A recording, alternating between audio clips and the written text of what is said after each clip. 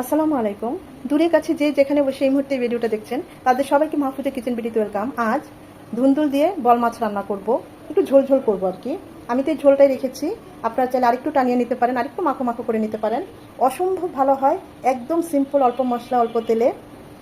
যারা এইভাবে করে খেয়েছেন তারা তো জানেনই, আর যারা নতুন তাদের কাছে আমার রিকোয়েস্ট থাকবে একবার হলেও এই রেসিপি ফলো করে ঝিঙ্গা, ধুন্দুল বা পটল যে সবজি দেন খুবই ভালো হয়। এভাবে বোয়াল মাছ, আইর মাছ, রুই মাছ, যে কোনো বড় মাছ রান্না করলে, বিশেষ করে শিং মাছ, মাগুর মাছ, এই ধরনের মাছগুলো খুব ভালো যায়। আশা করি আজকের ভিডিওটা আপনাদের ভালো লাগবে। তা আমি কিভাবে আজকে এই ধুন্দুল দিয়ে বোয়াল মাছটা ঝোলকারি করেছি সেটা এখন আপনাদের দেখাবো।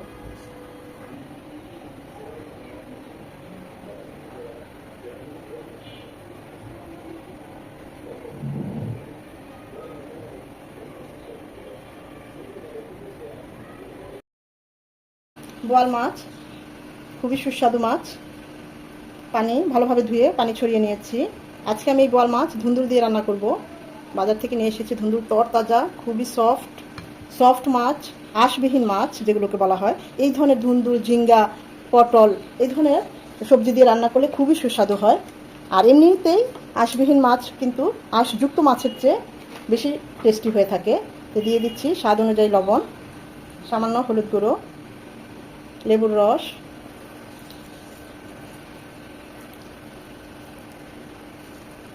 অবশ্যই হাতের কাছে থাকলে লেবুটা দিবেন, কারণ লেবুর রসটা দিলে যেহেতু এটা চাষের মাছ, একটা এক্সট্রা গন্ধ থাকে মাছের, এটা অনেকটাই কম আসে, টেস্টও ভালো আসে, ফ্লেভার টেস্ট দুটোই।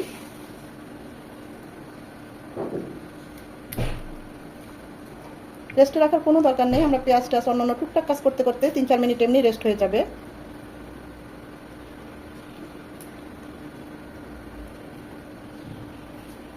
ধুন্দুলগুলো ছিলে আমি কাট করে কেটে নেব, রেগুলার কাট করে। এখন আমরা চুলায় চলে যাব। মাছগুলো ভাজার জন্য প্যানে দিয়ে দিচ্ছি সয়াবিন তেল।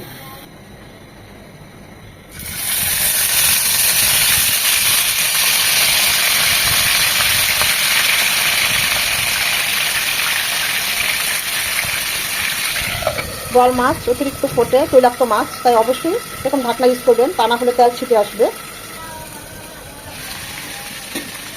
যে কোনো মাছ আমরা যদি রান্না করি সেজন্য আমরা খুব হালকা করে ভেজে নেবো, জাস্ট এপিট 1 মিনিট ওইপিট 1 মিনিট। ভুলেও কড়া করে ভাজা যাবে না, তাহলে মাছটা হার্ড হয়ে যাবে, জুসি থাকবে না, খেতে ভালো লাগবে না।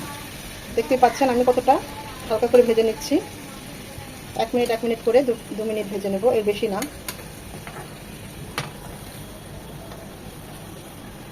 ওই পাশটা এরকম 1 মিনিট ভেজে নেব।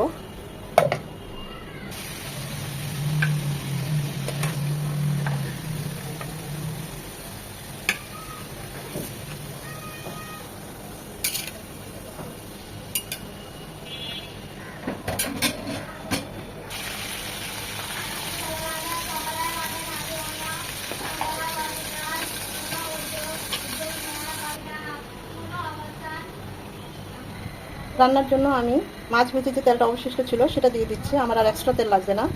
আপনারা চাইলে এক্সট্রা তেল নিতে পারেন, কারণ এই তেলের মধ্যে মাছের ফ্লেভার এবং এর যে মশলাটা আছে। দুটো পেঁয়াজ কুচি, বড় সাইজের হলে একটা, ছোট হলে দুটো। পেঁয়াজটা লাল লাল হওয়ার কোনো দরকার নেই। পেঁয়াজটা এরকম নরম হয়ে এলে 1.5 চামচ আদা রসুনের বাটা, 1 চামচ আদা, 1/2 চামচ রসুন একসাথে পেস্ট করে নিয়েছি। এটাকে এখন ভেজে নেব যেন আদার ঝাঁঝালো গন্ধটা চলে যায়। আদা রসুনটাকে 1 মিনিট ভেজে নেওয়ার পর মরিচ গুঁড়ো 1/2 চামচের একটু বেশি, আর 1 চামচ উঁচু করে হলুদ গুঁড়ো, আর 1 চামচ ভাজা জিরে গুঁড়ো, তো পানি দিয়ে গুলিয়ে দিলাম। গুঁড়ো মশলা পানি দিয়ে গুলিয়ে দিলে বাটা মশলার ফ্লেভার টেস্ট দুটোই আসে। এছাড়া মশলাগুলো নিচে পুড়েও যায় না, খুব ভালোভাবে কষানো হয়। মশলাগুলো খুব ভালোভাবে কষিয়ে নিতে হবে। মশলাটা যত ভালো কষানো হবে রান্নার টেস্ট তত ভালো হবে। আসলে মশলা কষানো দেখলে বোঝা যায় রান্নাটা কেমন হবে। মশলাটা কষানোর এই পর্যায়ে আমরা ধুন্দুলগুলো দিয়ে দেবো। যেহেতু মাছের সাইজ বড়, আমি তো এরকম 2 ফালি করে নিয়েছি। ধুন্দুলগুলো মনে হচ্ছে অনেক, কিন্তু না, দেখবেন একদম কমে যাবে। ঝিঙ্গা, ধুন্দুল এসব তরকারি খুবই সফট এবং খুবই টেস্টি। প্রচুর পানি ওঠে, পানি খুব অল্প দিতে হবে। ধুন্দুল ঝিঙ্গার চেয়ে একটু মিষ্টি মিষ্টি হয়। ভালোভাবে মশলার সাথে কষিয়ে নিতে হবে। আমার মাছের সাইজগুলো একটু বড় বড়, তাই এই সাইজগুলো আমি একটু বড় রেখেছি। মশলার সাথে ধুন্দুলগুলো কষবে মিনিমাম 3 থেকে 4 মিনিট। অবশ্যই আরেকবার নেড়ে দিতে হবে।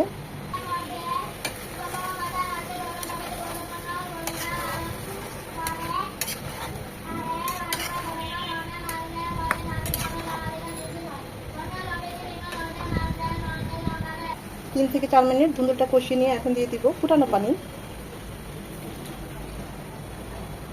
আমি তো 1 কাপ পানি দিলাম। ঝোলটা যে যেমন রাখেন, আমি একটু মাখো মাখো রাখবো।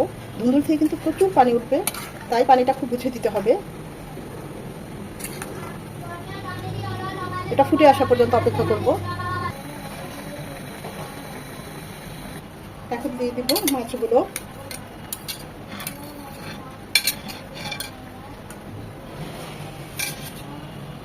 দিয়ে দিব স্বাদ অনুযায়ী লবণ। আমি 3টা মরিচ কেটে দিয়েছি, আর বাকিগুলো আস্ত রেখেছি। ঝালটা যে যেমন পছন্দ করেন, তবে ঝিঙ্গা, ধুন্দুল, পটল এই ধরনের তরকারিগুলো কিন্তু বেশি ঝাল হলে ভালো লাগে না, গলার জল। এগুলো ঠান্ডা তরকারি। সব শেষে আর 1 চামচ ভাজা জিরে গুঁড়ো দিয়ে দিচ্ছি। এখন এটা কুক হবে 8 থেকে 10 মিনিট। মাঝে অবশ্যই আরেকবার নেড়ে দিতে হবে। 4-5 মিনিট পর মাছগুলো উল্টে দেওয়ার পালা।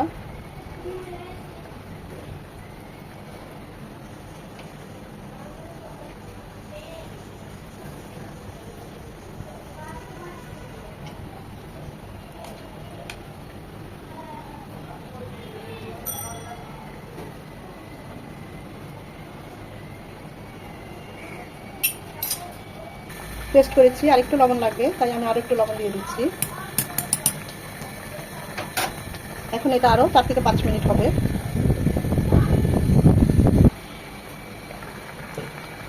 মাশাআল্লাহ, খুব সুন্দর একটা ফ্লেভার চলে এসেছে বোয়াল মাছের।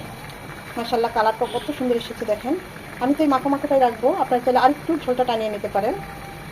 আমি আর দিয়ে থাকবো না, 2-1 মিনিট আরেকটু ঝোলটা টানিয়ে এই মাখো মাখোটাই রাখবো। নামানোর আগে ধনেপাতা কুচি দিয়ে নামিয়ে নেব।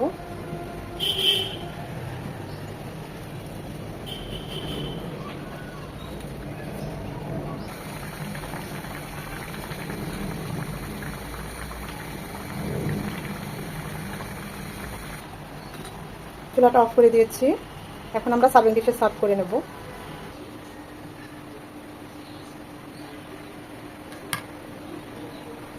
বলেছিলাম না, ধুন্দুল থেকে অনেক পানি উঠবে।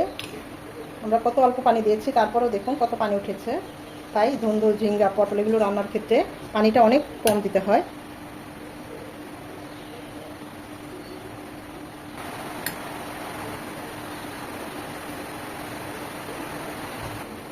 আশা করি আজকে সিম্পল রান্নাটা আপনাদের ভালো লেগেছে। যদি ভালো লেগে থাকে অবশ্যই একটা লাইক দিবেন, কারণ আপনাদের এই একটা লাইক আমাকে পরবর্তী ভিডিও করতে উৎসাহিত করে, উদ্বুদ্ধ করে। ফ্রেন্ডস অ্যান্ড ফ্যামিলির মাঝে বেশি বেশি করে শেয়ার করে দিবেন, যেন তারাও এরকম সহজ এবং মজার রেসিপি দেখতে পায়। সময় নিয়ে যারা এতক্ষণ ভিডিওটা দেখেছেন, তাদের সবাইকে আন্তরিক ধন্যবাদ। সবাই ভালো থাকবেন, সুস্থ থাকবেন, নিজের প্রতি যত্ন নেবেন। আজকের এই ভিডিও এখানেই শেষ করছি।